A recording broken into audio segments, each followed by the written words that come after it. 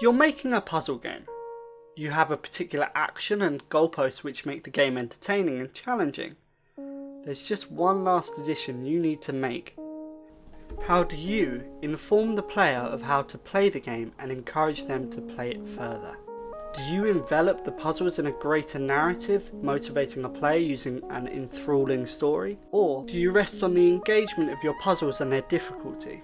I'm James Whitcomb, and today we'll be talking about the implementation of puzzles in games.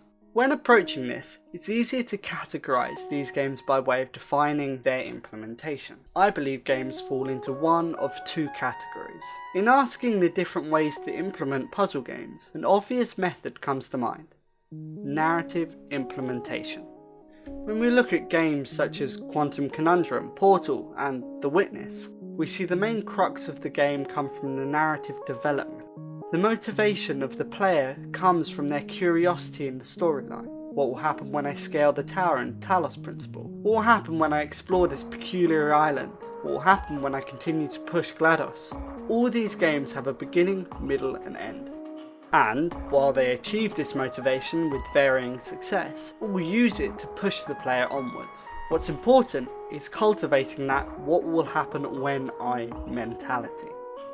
The second category comes from more of a lack of narrative. The lack of such a tool to motivate players forces developers to pursue other directions. Abstractly implemented puzzle games tend not to be AAA products, and as such are not as polished. So they rely on implementing their puzzles to the player in a different way.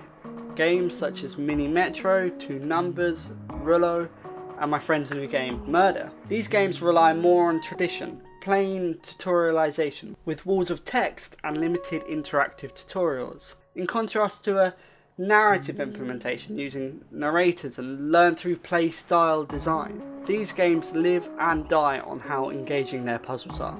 So if you're making or even playing puzzle games, understanding how the game teaches you will allow you to get more out of your own projects and the games you play in the future. For example, if the game you are playing is a narrative-based puzzle game, you can tell it will teach you the game step by step. A narrator may guide you when you are lost, but will stop short of just telling you the answer. If the game is abstractly implemented, you can tell it will require you to make assumptions about the game as you play it, and try to teach something either mathematically or morally through the game. So whether you are trying to make a puzzle game or play one, think about how you will implement the puzzles to your player, and think about how you can use that to get more from the game. Using these categories and the expectations on them will allow you to either reinforce your player's understanding of the game, or allow you to subvert them at the appropriate moment. As always, I'd love to hear what you think about this. Are there some examples which don't fit the model? Or how can you butt both these implementations to do something different?